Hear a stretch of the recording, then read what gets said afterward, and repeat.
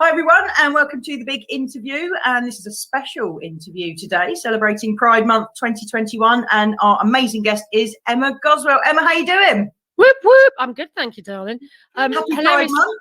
Happy Pride Month. Hilariously, that photo in the beginning, I'm wearing the same T-shirt. I do own other clothes, but obviously not ones that I wear. Well, we're the same. I've got about 36 black T-shirts that I wear for most things. I've gone rogue today in a light blue. You have? Well, no, we refer to this as Goswell uniform. So I do a FaceTime with my parents every morning. And if they haven't got stripes on, we're like, you've gone rogue. Where's the Goswell uniform? Especially a blue and white is the proper Goswell uniform, yeah. I don't know where. Lots of burglar jokes. No, I don't know. I don't know where it started, but I've been wearing stripes since I was a child. Anyway, we digress. Not everyone can pull a stripe off. I don't think.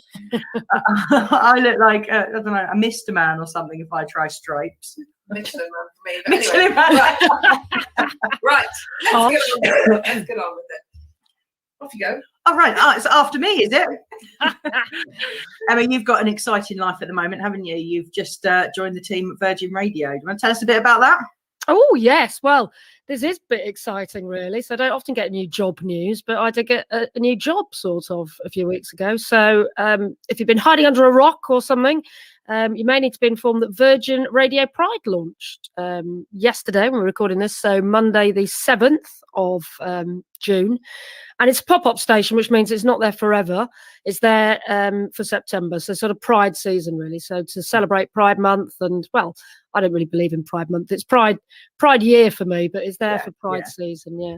And it's a really exciting idea, actually, because it seems a bit different to other projects and things I've been involved in the past. And the stuff that I've been involved in is a bit more like doing a podcast, because normally when you work for a radio station, you can talk for 3-5 minutes and then you've got to play a song and then come back to it. And it's all very structured and you go to the news at that time. And there is a bit more like a podcast, really. So, for example, I've been very lucky I've just interviewed Skin and we talked for an hour. And there was just talk for as long as you want. You know, this is a special program and we'll mix some music in with it. And yeah, it's not exactly total free reign, but there's very few times when you get the opportunity to do a really in-depth interview like that with somebody so iconic as well. So sounds like a presenter's dream. Yeah, but it is, isn't it? A little bit. But this week, 7 o'clock in the evening is always going to be a special. So there's a lot more speech based than just your sort of gay anthems. So last night's was Michael Cashman in conversation. Catch up with that. I've tried to get Michael Cashman. He's always very polite. Says, "I'm sorry, I'm really busy being a lord." Yeah, I forgive you, mate. Yeah. He is busy. Goswell, though, did he? Well, he said yes to my colleagues, and it was a really emotional interview, actually, and especially when I was talking about his partner and his husband, and some really funny stories about how his partner always said, you know, whenever you go abroad on these trips, when he's an MEP, I'll come with you. And forgive me, I've forgotten the country, but it was pretty much illegal to be gay there. But he still went on the trip. And then the press person came down and went, look, the Prime Minister's requested for Mrs. Cashman to go on this trip with all the other politicians' wives. And he said, well, what the hell did you say to him? He said, well, I just said there is no Mrs. Cashman, but there is whatever his name was. And he went on the trip with all the other politicians' wives and had a whale of a time. They all absolutely loved him. And it was fun. Good lad. Yeah, some really good stories in that. So I would definitely check that out when you can. So yeah, it's just really exciting. It's really exciting that, you know, a big brand, a big station like that has got behind our community and is doing a big old gay friendly station for Pride season. So it's nice.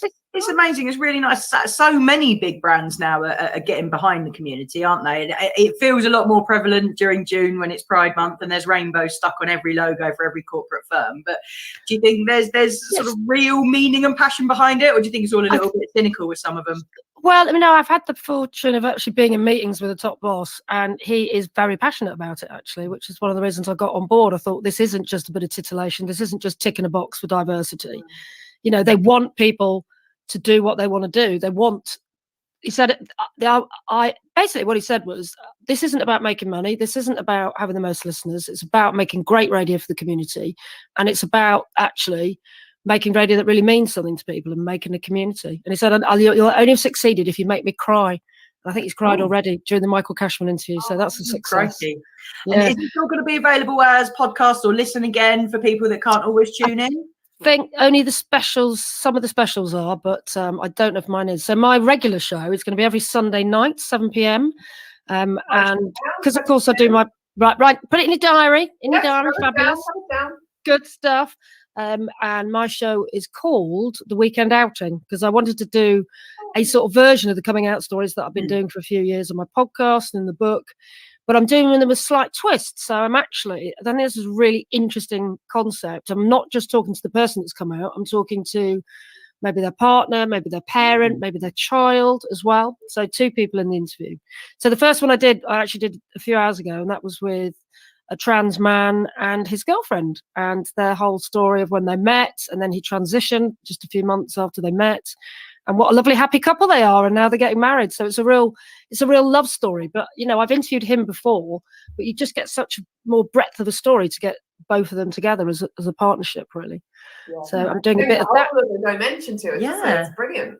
Yeah, no, it's really good. So, and then I'm doing that. I'm going to be doing a feature on people that have been involved in stuff in history or LGBT or fighting for LGBT rights. And that doesn't have to be, the first person I'm speaking to was involved in campaigning for lesbian and gay rights as it was back in the 70s. But it might be speaking to, young kids that have invented apps or doing stuff to help the community now or through lockdown. So anyone that's done a bit, sort of unsung heroes, of the LGBT community. So, not necessarily Peter Tatchell, who's an incredible legend, but people that are doing other stuff that aren't quite as recognised. So shining a light on some of them, and shining a light on some organisations that aren't so heard of as well. So not your big charities like Stonewall or Terence Higgins Trust, maybe some smaller charities that are really important to our community but don't get enough sort of to shine in the limelight. So grassroots activism, isn't it? That's where it all begins. Yeah. So if you've got any suggestions of any of those sort of groups, then I'm all ears. So we can certainly have a chat after this, and we can give you a massive list of people. Keep you busy for weeks going through them. Good, because I've got to do a show a week for the next 3 months. So I need lots of time. We'll keep you topped up. No problem. Fabulous. So listen, the coming out stories, you're obviously doing a version of this. Go on, do it. Oh, hang on, let me do Snap. Hey, hold on. I can actually beat you both. I can do this and pop up a link for our viewers to go and buy your book, which they absolutely should do. But it's really got legs, hasn't it? Did you ever see it taking off like this and being such a big piece? No, I really didn't. I just thought, it might be a little podcast that a couple of people listen to, but we've been going 2.5 years, and it, I just can't see it ending. There's just such demand for it, and every week I'll get messages off listeners, or just people will contact me on Twitter or wherever, and just say, listening to this has been so important to me in terms of my own coming out journey, and that's exactly what I wanted. We wanted it to be a kind of a resource to go to. And no matter who you are, no matter your age, your gender, your sexuality, however you identify, wherever you're from in the world, there should be somebody there whose story you might relate to and go, and it's not going to be the same as your journey. Of course it isn't. But I think just hearing stories of people that you identify with, it's just really helpful. It's just really beneficial for people that haven't made that journey yet. So it's almost an educational tool, isn't it, for people to actually listen to? It'd be really good to actually, I think, signpost, schools and colleges to it, and to just give people like them. I think lots of people are always looking for people like them so they can feel that they're part of a community, and that's a really great way to get started, isn't it? Yeah, well, exactly, because there's so many kids that grow up and just go, I don't see myself represented. Even me in the 80s, I didn't know any lesbians. I'd never met a lesbian. There weren't any lesbian celebrities apart from Martina. We won't go there again. But they just weren't there, were they? They just weren't. So just to see other stories, it's so important just to share stories. It really is. It's such a simple thing to do, but it just helps bring the world a bit closer together, doesn't it? And stops people feeling alone. Yeah. When you're recording it, do you begin to feel really close to the people that you speak to? I mean, have you made some lovely friends out of this? Oh yeah, and I've interviewed plenty of my friends as well and forced them to do it, really. But I kind of feel in a weird way that they're all my children, really, because when we weirdly got approached by a publisher saying we want to make a book out of it. Well, we thought it was a joke and it was a scam, but it wasn't. It was Jessica Kingsley Publishers, and they did want to make a book out of it. And, by this stage, we collected about 70, and we had to narrow it down to our favourite 27 we ended up with in the book. And that was like gut wrenching. It was like, oh, but I really like this person. I really like this person. And because they all touch you in some way, So in the end, we had to really pick some of our favourites. And also I was really stressed out about the fact that I wanted it to be as diverse as it could be. So I didn't want, for example, it all to be women or all to be men, or definitely didn't want it all to be white. I wanted a real mixture of people from different racial backgrounds, people from different cultural upbringings, in the complete span, really. But that's an ongoing journey for the podcast as well. I mean, we only had our first asexual person a few weeks ago. So they're not in the book yet. So they're still well. What is it? Episode 2 of the book. Surely, volume 2. You could have a whole compendium of these. Well, yeah, exactly. Because in fact, funnily enough, but somebody that's in this book, Sophie, has now come out on Twitter as in my book she comes out as a lesbian, and she's then come out last week on Twitter as something else. So she's now, and I'm going to have to hopefully I pronounce this. It's something like Ambrose something. I need to look this up because I'm now going to sound like an absolute idiot because I can't remember the exact word. It's something like that, and it means your sexuality fluctuates. So you might be a bit bisexual one day, you might be a bit straight the next day, you might be a bit lesbian the next day, or it wouldn't necessarily go day by day, but it fluctuates throughout your life. And I think that's a really interesting lesson, actually. That's really valid, that sexuality, it's on a spectrum, as we know, but it might be on a spectrum throughout your life. It might change for individuals as well. I've got someone else in the book who came out as a trans man who now then went to identify as trans masc, then non-binary, and now just identifies as queer. So people are having these journeys, and I'm just interviewing at one point of time. So the story doesn't end there, does it, when I turn off the Zoom meeting or whatever it is. It'd be nice to do like a catch up in a few years' time and revisit the people who you selected for the first book and see where they're at today, and if they've got subsequent coming out stories. It's interesting, isn't it, coming out more than once? I mean, when you come out, people don't tell you, do they? You actually do have to come out almost every day of your life when you meet new friends or when you start new jobs, but to come out with different identities and sexualities more than once is very strange.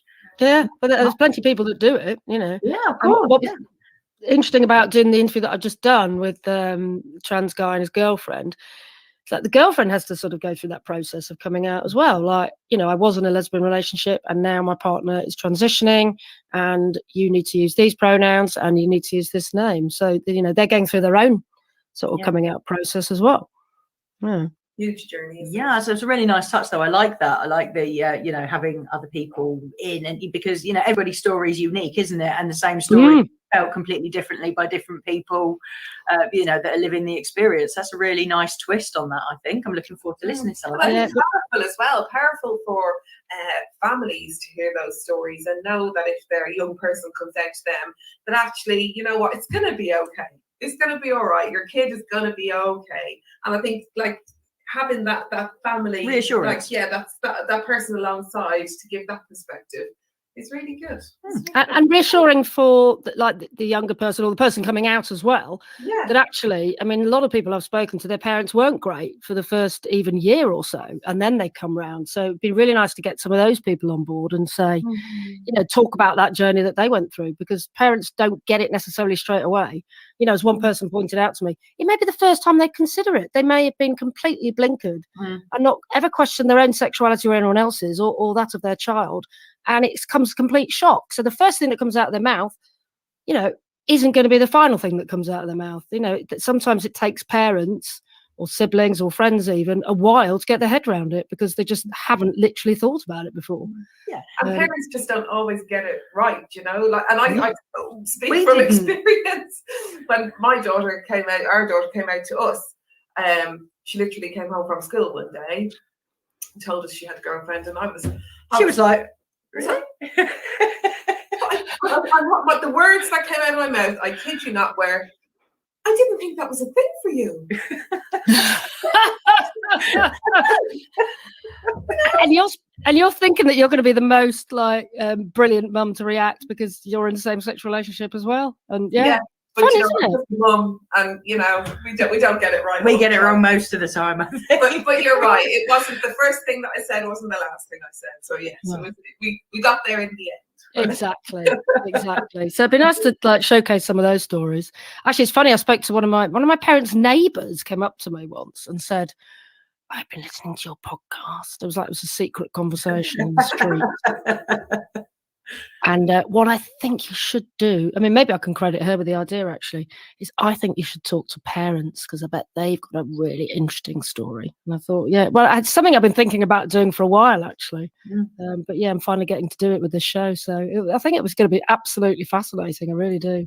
I'm excited about that. Well, you can come on with your daughter if you want. Oh God, you love never to shut her up. Yeah, well, you won't shut her up, or us. Yes. We'll have to prep for that one and just give you some one-word answers. If you could not, please, no.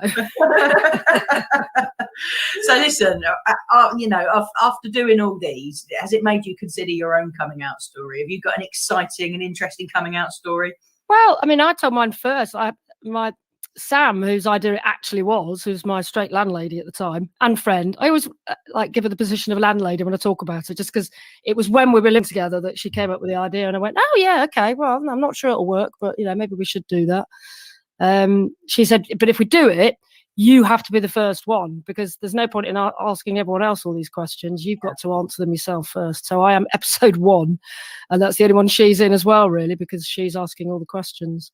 But yeah, my story was back in the 80s, and I fell in love with a girl at school, and I was very slow to work out my own sexuality, in that it literally hit me in the face one night. So most people, it was a gradual thing, and they can sort of remember-ish when they realised they were gay or when they came out. But I can tell you that I wasn't gay on January the 25th, 1989, but I was gay on January the 26th, 1989. Because until that moment, I just had never, ever had a feeling for anyone of the same sex. And I just met this girl and fell head over heels in love with her. And had a relationship with her for 9 months. Then she broke my heart, which I probably will never recover from. It's always worse when you're a teenager, isn't it? It's so dramatic. Oh, absolutely dramatic. And then, I mean, I was the stereotypical morose teenager. So I just left school, actually. And I was still in my parents' house, and I was so miserable and so upset and didn't speak. And I probably did change quite a lot. And my parents were really worried about me, and they didn't know what was wrong. And I couldn't tell anyone because I hadn't told anyone, hadn't come out to anyone. I came out to a couple of school friends on the day we left school, because I was literally convinced that, you know, everyone would ostracize me and have no friends. So I did it on the last day of school because I thought nothing left to lose now. Yeah. And they were fine, of course, because they were my friends. But yeah, my parents were worried about me. So my dad, it was my dad, and he took me into his bedroom and he said, sit down and tell me what's wrong. And I was like, couldn't speak, basically. And then he did the parental multiple choice of parental nightmares and said to me, come on, something's wrong with you. Is it A? It's literally, are you on drugs? Are you pregnant? Or are you a lesbian? And I couldn't even say the word. I just went, yes. One of them.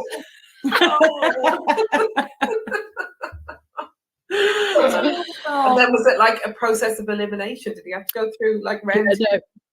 He worked it out straight away. He knew. Oh, what a brilliant daddy. He knew though, right? He did know, really, yeah. And at least I wasn't pregnant or on drugs at the time, so that was quite good. Yeah, winner. Something out of that list. Oh my God, thank God for that. Thank God for that, exactly. And then we had a little cry, and then we had a hug, and then we went to the pub and drank beer. And yeah. I mean, it wasn't plain sailing. There was still, like, you know, some difficult moments, and they were happy to know, but they didn't really want the neighbours knowing, or, you know, there was all that for a while.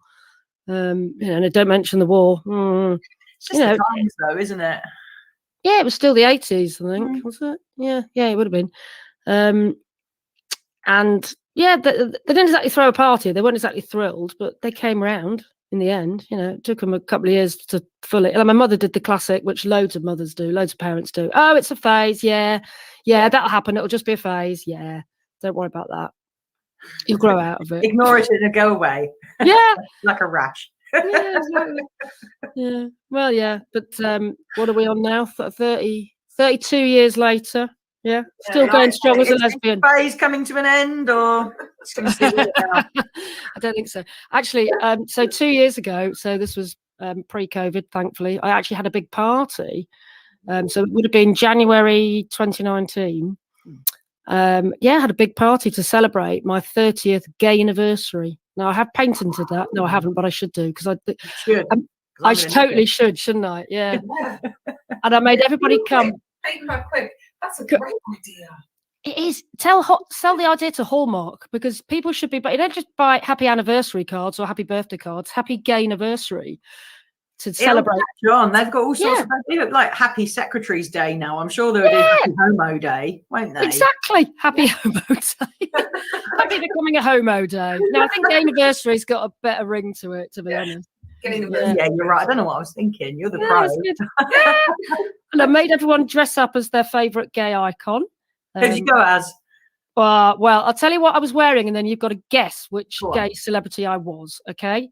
So I had a pair of blue, like, very smart, dark navy blue trousers. Then I got from the haberdashery a gold trim and ironed that down the side. Then I had black boots on. I had a blue shirt with a police badge on. I had a police buckle. I had handcuffs. George Michael. I think I had. Yeah. Oh, hang on. Yeah. Yeah. Shush. Let me tell the story. Stop it. Yeah, and I had a goatee. Oh, brilliant! Well done. I was George Michael, but I was George Michael very specifically in the outside video. Yeah, the best video. You got that though. You got that. You were there. You were one step ahead of me. Yeah, it was really good. I loved it. You guys. Well, if I was thin enough, I'd go as Annie Lennox, I think. We had an Annie Lennox at the party. She didn't. Our friend Helen, who had got really short hair, and she dyed it bright red, and she had like the tuxedo suit on and a cane. She looked amazing, actually. Nice, really good. I love that. What about you? I would probably use it as an excuse to go over the top flamboyant and go as Liberace. I love that. A bit like the shirt, the ruffles, everything. Yeah. Oh, that's so funny. I love a ruffle. I'm known for it. Are you? You're known for a ruffle. Yeah. And my friend who is called Sam went as Sam Fox. Someone else went as Pamela Anderson, and I wasn't sure that she was a gay icon, but anyway, whatever goes. Whatever. You just happened to have a red swimming costume, right? She did. Yeah. Dress until the last minute. Yeah, and her girlfriend went as Billie Jean King. They were looked very sporty together. Yeah. Yeah, it was a lot of fun, actually. I think this could catch on. Could catch on. Mine's we've missed mine. I came out in '99, so yeah. Oh, well, I mean, you can celebrate it every year if you want. Depends how much. We'll park it and do 30 years. It gives me time to find a ruffled shirt. Do it, and then I bet she's got it. And then when you do your Spotify playlist, you've got to play all LGBT artists as well. Yeah. And that's not the one you wish for LGBT, or just maybe proven. Yeah, what, like Whitney? Oh no, she wasn't proven though, was she? Well, I think her ex-girlfriend's book might have had. Yeah. You can have Whitney. I think I had Whitney. Sealed the deal. Stuck her firmly in our camp. Who have you put in? Who? I don't know. Oh, what? People we wish were gay but aren't. Yeah. Crikey. That's a long list. It's an ongoing list. It's ever evolving. I don't know. Yeah, there's always one though, isn't there? And you're convinced, and then when they turn out not to be, you get really disappointed. Like, I got that so wrong. And then the ones that do come out, you're like, I know, we know. I didn't even know when George Michael came out. I was shocked and horrified. Do you know what my dad always used to say? Because my dad was a true wordsmith and a poet. He said George Michael turned gay because he'd slept with all the women. What? He'd run out of women. He'd had all them, so he went gay. Open the field up a bit. Interesting theory. I like that. Yeah. We're allowed to tell it. One or two interesting theories, my old dad. Well, I actually put a love letter under George Michael's door once, and he ignored me. I should have known then that he was gay. And also, I was about 12. Oh, oh. Yeah, too young even for a rock star. Yeah. Oh God. Had it been the 70s though, you might have Yeah, been no, all right. it was in the 80s. No. Oh, dear. Oh, gosh. Oh, dear. Right. I'll stop there. You're going to stop there, are you? Mm. Oh, okay. Right, what else can we talk about? I want to ask you, Emma. See, she wasn't going to stop there. I knew. No, I knew I've always got loads to say. Not all of it appropriate, but I'm hoping this one is. How did you get into broadcasting? How did your journey start? Oh, okay. Well, this was back in the day when the pink paper was an actual newspaper. Do you remember that? Yes, I've got copies in the loft. Yeah. I used to be a photographer for them back in the day, actually, but that's a long time ago. Anyway, somebody ripped out a little bit of them from the pink paper when they were advertising for people to work on a programme at BBC Radio Manchester called Gay Talk. And they just handed it to me and went, and I think you'd be really good at this, Emma. I think you should apply to do this and like be a volunteer on this gay programme. And I was like, oh my God, that sounds amazing. I hope I could do that. So I did apply and I did get to do voluntary work for the BBC for quite a number of years. And at the time, it was the only sort of gay programme on FM, I think, in Great Britain. There wasn't anything else like it, really. And it was just on BBC Radio Manchester. And I'd just go off and do little interviews. And in those days, because we're talking the dark ages, pre-digital, I used to have to carry this huge piece of equipment called a ewer. It was a bit like a suitcase. It was about 1.5 foot long, really heavy, and it had 2 massive tapes on it. And that's how you would go out and record interviews. And then you'd have to come back to the newsroom and you'd put it on these spools, and then you would listen to it on your headphones. And then the bits that you didn't want, you would cut out with a razor blade, and then you'd stick those bits of tape back together again.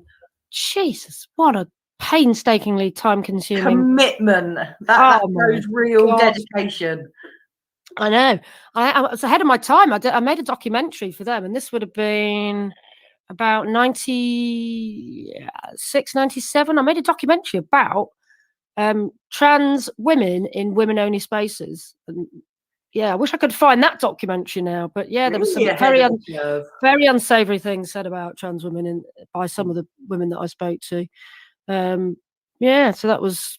Be fascinating to listen to that, wouldn't it? Oh, I bet you could go through the archive and they'd find it. Really wish I could find that in the archives, but they don't even broadcast out the same building anymore. So yeah, so I did that and just absolutely loved it and started to use the equipment and just thought, God, this is the best job in the world, isn't it? You're paid to like go and talk to people and ask really nosy questions, and being the world's most nosy person, I was quite good at it, I think. So I just absolutely loved it. I took to it like a fish to water, really. So I thought, how do I do this full time? And I spoke to other people in the newsroom, and they said, basically, because I wanted to be a broadcast journalist. That's what I wanted to be. I wanted to be the next Kate Adie. That's what I wanted. I wanted to do serious news. That was my thing. And I spoke to people in the newsroom, and they said, you'll never get anywhere unless you've got a degree in broadcast journalism, because you have to know about media law.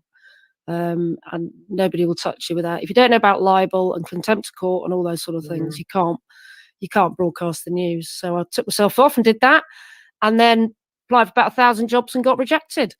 So yeah, it was a tough industry to get into. But then after about a year of applying to different jobs and doing loads of voluntary, I was like the oldest work placement person in Manchester, I think. I was.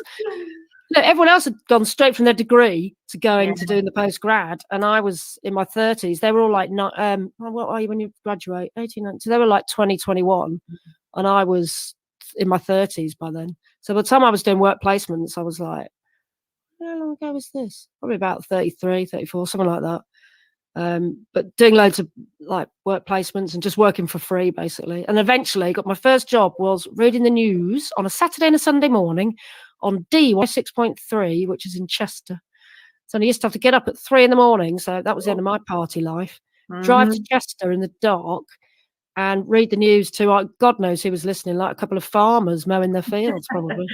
So, yeah, so anything but glamorous. But yeah, so I did that and then moved from there to Imagine FM in Stockport. And then it took me years and years and years to get to the BBC, which is where I'd always wanted to be, really. So yeah, that was my route in. But then people always get very annoyed when I said I didn't really want to be a radio presenter. I just wanted to do news, really. But then my job just kept changing, really. Just kept getting asked to do different things. In fact, I was asked to I do the think you would have breakfast. been wasted on the news, Emma.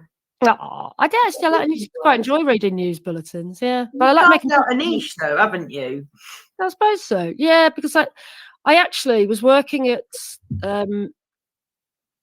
I started working as a volunteer on Gadio, and that was kind of my route into the BBC. And then I ended up leaving the BBC to do Gadio because they offered me the breakfast show. And I remember being on holiday saying, just had this email from my boss saying, do I want to present the breakfast show? I've never presented a show in my life. How am I going to do this? I can't do it. And, I just had to have faith that he had faith in me and he knew what he was doing. And I was co-presenting with a good friend of mine, and I knew he was brilliant. And we both sort of learned as we went along, really. I'm sure we were probably both terrible when we first started. Learning on the job's the best way of doing things, though, isn't it? Wouldn't you rather have done that route rather than just been some wet behind the ears 22-year-old strolling in and thinking, Yeah, no, absolutely. And but the interesting thing is, I get a lot of 22-year-olds who, want to volunteer at Gadio or want to get into the industry, and they're so confident.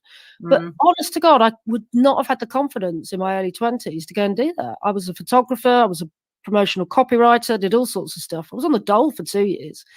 It took me a long time to get my confidence and to get my mojo and to believe in myself. It really did. Different now, though, isn't it? Because of the digital age and because of social media, and everybody thinks they're a radio star or a TV star or an internet sensation. They are all that confident. Yeah. And some of them are quite good, and some people go from having good YouTube channels and then go to have TV shows or have podcasts and go on to have TV shows. And it can happen. There's a lot of crap out there as well, isn't there? That's the trouble. There is. You should see our daughter's TikTok.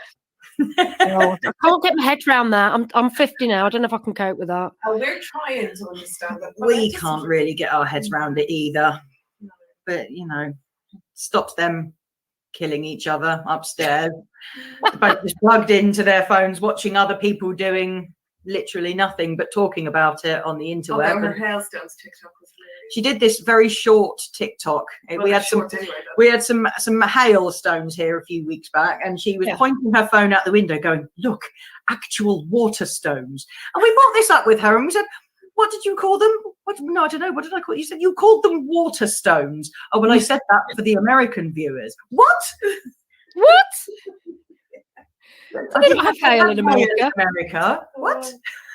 Hilarious. Well, anyway, she's super confident, and she thinks she can easily do what you do because she's done a TikTok.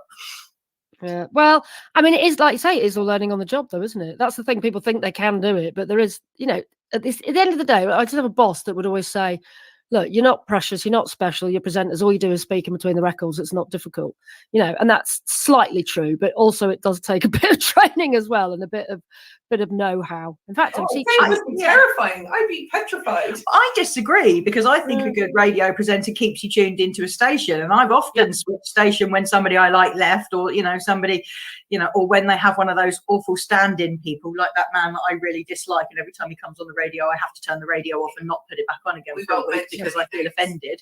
Oh, Mr. Stand-in man, no, we hate him. Mr. Stand-in man, and I can't believe anyone talks to him in real life, let alone lets him speak on the radio. God, I'd love to know who this is. Are you going to name and shame? I'll tell you later. Oh, okay.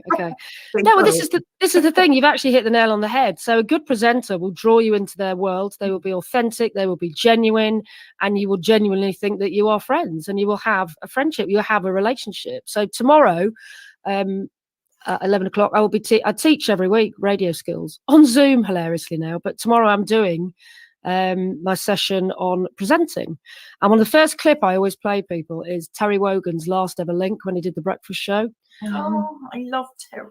And I swear to God, I've listened to this clip about 10 times, and every single time I cry, because he was such a master of his craft. And he knew that people thought of him as a friend, and he talks to you like you are his friends. You feel like you are close friends. You feel like if you could bump into him in the street, he would know everything about you. You know everything about him, and you've got a real solidarity. And he says, thank you, my friends. Thank you for listening. Thank you for being there for me as much as I've been there for you. And you can hear his voice breaking, and then it makes your voice break. I can remember it. I can remember it being on the radio. I was in floods of tears. Yeah, because you felt like you were part of his gang. And then when someone else comes along, like Chris Evans, you didn't want to be part of the gang. You know, and it took a long time for people to warm to him, and it's taken time for people to warm to Zoe. My parents have never forgiven any of them, and have never forgiven Terry Wogan for dying, and still want him to be their breakfast presenter because they can't cope with change. So, you know, it's a good sign of a good presenter that, you know, people can't cope when you've gone. Absolutely. Yeah, no, there is a real skill to it. So don't listen to your bosses. It's not just chatting over records. Because actually, I'm annoyed with the records anyway. That's when I do other things. It's the talking I like. Yeah, me too. Love a bit of talk radio. Yeah, I'm a Radio 4 girl at heart, really. Modern, fangled, electronic music. Right, okay. Well, look, we're going to wind this up. Yeah. Are there any words of wisdom you'd like to leave us with this Pride Month? This Pride Month. Well, my word of wisdom about Pride Month is it's not really Pride Month. Don't think of it as being Pride Month. This is basically an American invention that came into play only about 2 or 3 years ago. It didn't used to be Pride Month, because if you live in Brighton, if you live in Manchester, Pride Month is August. You've got Pride in September, so that's not Pride Month. Yeah, only because of COVID. We're usually August as well. Ah, right, okay, there you go. If you live in Birmingham, your Pride Month is May. So don't buy into the Pride Month nonsense. But do celebrate Pride 24/7, and always wear your unicorn horns and your rainbow glitter sparkly bits with pride, because you are beautiful just the way you are. Do you recommend that we wear that to work and to social occasions, funerals, dentist appointments? Definitely funerals. Yeah, I think that would be tolerated. And if not just tolerated, celebrated, I'd say. Welcomed. Yeah. Encouraged.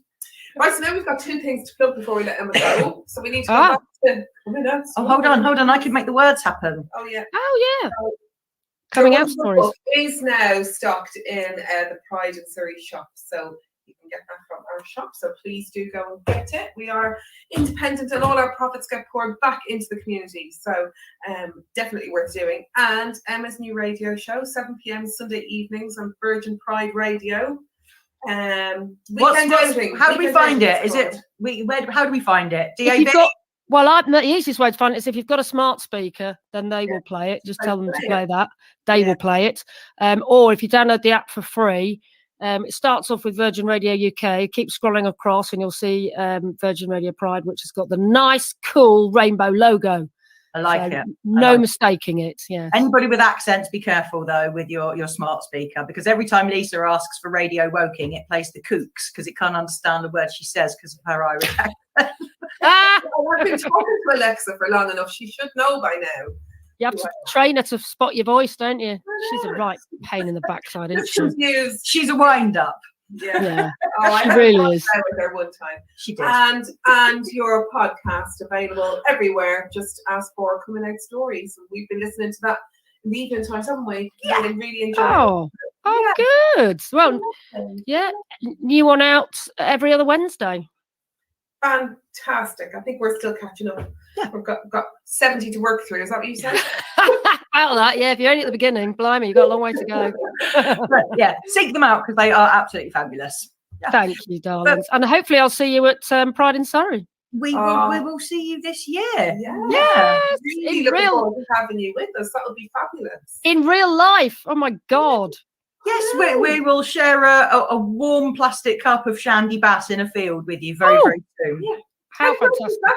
I can't wait to be back in events again and back with our crew and our people, and how great is it going to be? I know. It's going to be bloody awesome. And if I'm still wearing this t-shirt, feel free to shoot me. I'll just make a burglar joke. Fine. No violence needed.